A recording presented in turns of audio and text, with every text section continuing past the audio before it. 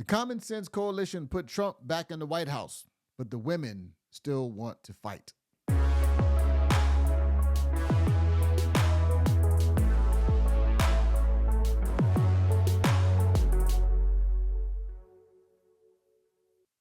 Hello, good people. It is Todd Shannon, data scientist, social commentator, getter of the buckets. And this is the first video that I have done since El Trumpo has ascended back to the White House.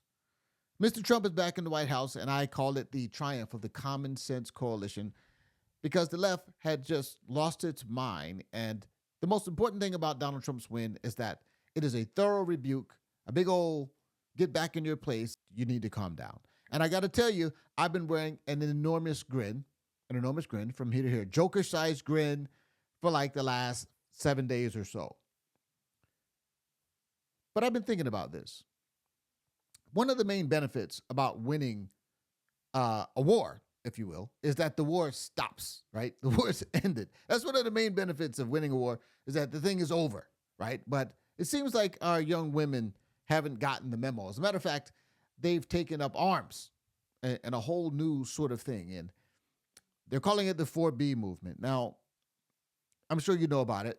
I'm sure you understand what it is. It's women saying, we're not going to have sex. We're not going to have men's babies. We're not going to date. We're not going to get married. Celibacy and abstaining from sex until you get married is actually a good thing, but they are not doing it for virtuous reasons. They're doing it as a kind of a means of punishment to take up arms against the patriarchy and MAGA and all this stuff. And I started to think about the real kind of mind job that has been done to our young women.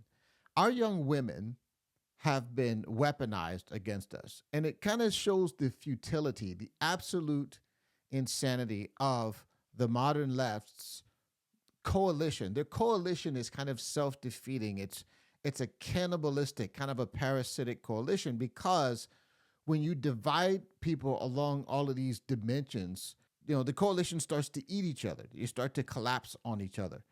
And this is why we have to start to see our society not in these divided camps, but as a cohesive unit.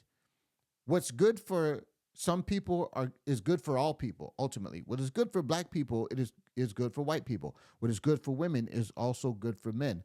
What is good for children is good for adults. We have to see ourselves not as these divided camps, but as a unified people. But this is precisely the opposite of what the left has done. And so I thought about this. I got this word picture in my mind because many years ago, the X-Men had a movie. I think it was called The Last Stand. And in The Last Stand, the main conflict was that Jean Grey, who is the most powerful mutant of all the mutants in the X-Men, Jean Grey was effectively in that movie under the tutelage of Professor X. And Professor X was wise, a sage figure. He was kind of like a father to her. And Jean Grey had endured a lot of trauma. And so Professor X figured out how to kind of quarantine that trauma in her mind so that she could maintain some normalcy and she wouldn't get out of control, because she was so powerful she couldn't control her powers. And if her passion ever ran wild, she basically would destroy herself and everything. So he was preventing that from happening. But Magneto, who was filled with rage and hatred, and the only thing he wanted to do was to just wage this kind of genocidal war against the humans because he was angry about what happened to him and his trauma. And so he decided that, why not, if I'm going to win this war against the humans, I need the most powerful mutant available on my side. And so in a selfish and diabolical act, he started to mess with Jean Grey's mind and say, Professor X is just trying to control you. He's just trying to control you. You need to get him out of your mind. And Magneto, here's the interesting thing. Magneto didn't really care about Jean Grey. He just was interested in using her to destroy everything and everyone. And when he started to actually succeed in actually turning Jean Grey against the X-Men, he realized very quickly that he had done something very terrible, you see, because not only did she start to destroy his enemies, but then she started to turn on them. And she turned on everyone. And it got to the point where the love of her life, Wolverine, ended up having to kill her, because if he didn't kill her, she would have destroyed everything. Like literally, she would have destroyed everything. And this is what I feel like the modern left has done to our young women. The modern left has taken our young women and weaponized them in their unholy, ungodly war against the common sense coalition, but more specifically in their war against God. Because I really do believe that the modern left hates God. They hate godly principles, and they want to tear down our society brick by brick and build it anew in this fake utopia that they have in their mind. Once they lost, the women didn't turn it off because this 4B thing is it's a war against not just the MAGA men, not just against Republicans, but against all men.